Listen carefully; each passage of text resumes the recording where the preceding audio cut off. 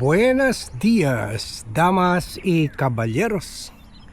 Dahil sa pang-epal nitong si Senator Robin Padilla, marami mga relatives ko na Muslim, Tausug Malaysian Tausug, ang nag-chat sa akin kasi natatakot na sila sa buhay nila.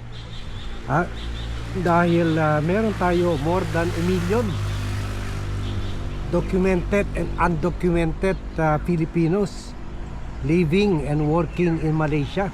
At marami rin tayo mga relatives dyan, from my wife's family, my wife's side of the family. At they're very much worried dahil baka magkakaroon na naman ng crackdown. So yan ang sinasabi natin, yung mga pahayag na hindi pinag-iisipan.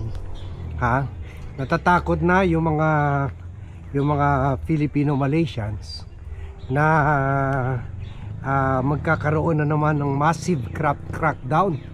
Noon siguro mga aabot ng mga 2 million or 3 million almost ang Muslim population dyan, di ba? Kahit si Rizal Ali, akala niyo si Rizal Ali involved sa Zamboanga Siege, uncle yun ng asawa ko. In fact, kamag-anak sila ni Senator Santalina Rasul. Kaya nakita nyo parang Arabic ang itsura, parang Arabiano ang itsura nitong si Rizal Ali. Malbon rin. So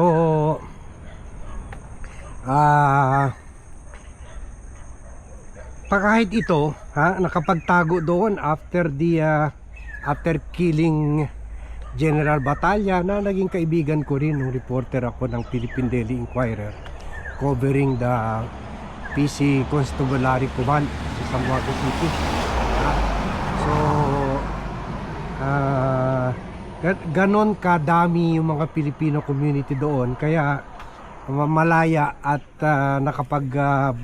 natago si Rizal Ali doon. Pero in recent years, lalo na every time na may mga sigalot or may mga pahayag na mga opisyalis ng Pilipinas na i-stake natin or we will revive our claims over Sabah. Nagla-launch ng kasi they see us as a threat na andon maraming Pilipino, di ba? Nangyari na ngayon na when the group of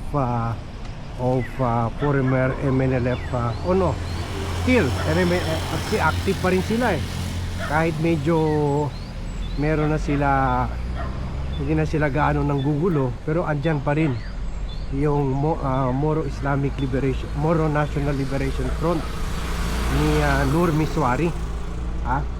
So andyan pa rin ang MNLF. Pero diba, few years back they launched an attack dyan sa Sabah, in the hope of reclaiming Sabah for the heirs of the Sultan of Sulu, na talaga naman sila naman talaga, as we explained in our earlier vlog, sila naman talaga ang may-ari dyan. So yun, every time meron mga pahayag ang gobyerno na sige, i-claim natin yung Malaysia, they launch a crackdown. In fact, there was a time mga ang pinauwi nila, kasi apektado rin kami dyan hindi nila dinadump lang yung mga Pilipino na dinideport doon, dinadump lang sa Zamboanga, and then from Zamboanga yun pinoprocess yung pag-uwi nila sa Holo or kaya Tawi-Tawi or Basilan, ganon. Pero mostly they decide to stay in Zamboanga. So kwan kami, kahit pa paano indirectly we are affected by that problem, yung massive deportation, lalo na yung mga undocumented Filipinos. Pero kahit yung mga documented Filipinos, kahit yung mga Pilipino na matagal na nakatira doon, pinapa-deport pa rin. So ganyan kalala ang sitwasyon ng mga fellow Filipinos natin na nandun sa Sabah, Malaysia. Kaya natatakot na naman sila ngayon na wala na daw recent campaign to deport Filipinos, kasi parang unti-unti inaalis na ng Malaysia yung mga Pilipino doon dahil lalo na kung magsama-sama yun, di ba, kumilos para to retake back Sabah, di ba, and aided by the Philippine government. Pwede makukuha talaga nila kung bigyan sila ng armas o kung ite-train sila. So the fear is always there sa mga Malaysian authorities. Kaya ngayon natatakot sila. Sabi nila, but baka dahil dito magkaka-massive crackdown na naman, kami na naman kawawa dito, para mangyari naman dito sa amin parang yung ICE sa Amerika na dinideport yung mga aliens, ganun.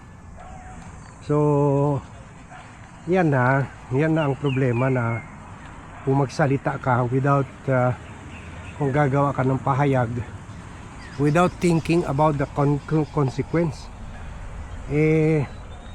Proud Muslim pa naman ito si Robin Padilla, pero hindi niya alam yung pahayag niya has the effect of putting the lives of Filipino Malaysians or OFWs in Malaysia, lalo na yung mga undocumented, kasi wala naman talagang trabaho sa mga islands ng Sulu.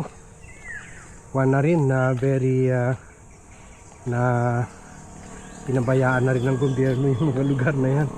So wala, you cannot get a decent job, stable job or business, o gumawa ng stable business sa mga islands natin down south. Kaya people there are really forced to go to Malaysia to find work or to do business. So kahit pa paano nakakatulong sa ekonomiya natin, yung mga pera pinapadala nila sa mga relatives nila. Pero because of this statement from Robin Padilla na dahil daw rich in oil daw ang Sabah, so to resolve the fuel crisis, ipadala daw natin ang Coast Guard natin to invade Sabah and to reclaim our stake in Sabah, Malaysia.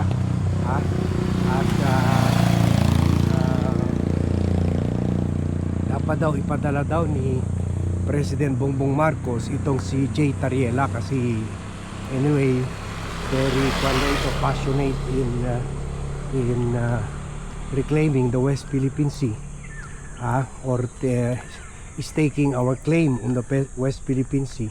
Dapat ito rin daw ang padalhan sa Malaysia.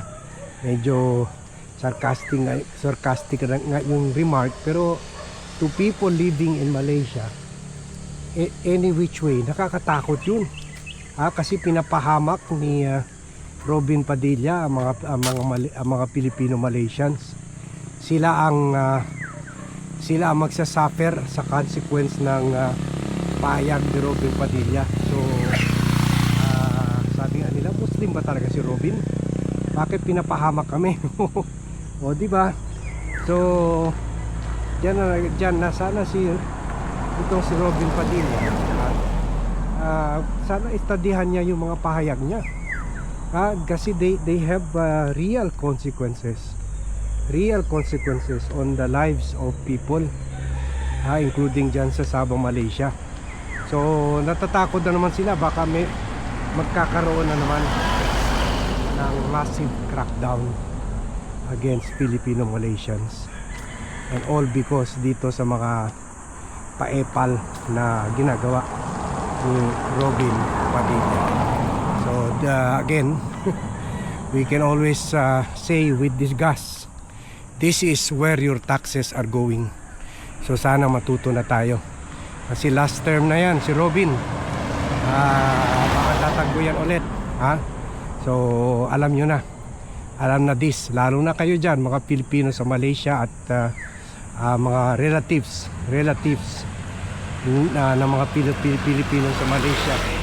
Dapat matuto na kayo, nagkamali kayo sa mga senator na sinuportahan nyo in the recent elections. Kaya you should learn from this. Pinapahamak lang kayo ng mga opisyales na nilukluk nyo sa pwesto. This should be a learning experience to our brothers and sisters Muslim in Mindanao, all over the country and all over the world. Thank you very much everyone for watching. Thank you very much for joining me in this vlog. Good morning to all, and see you in my next vlog.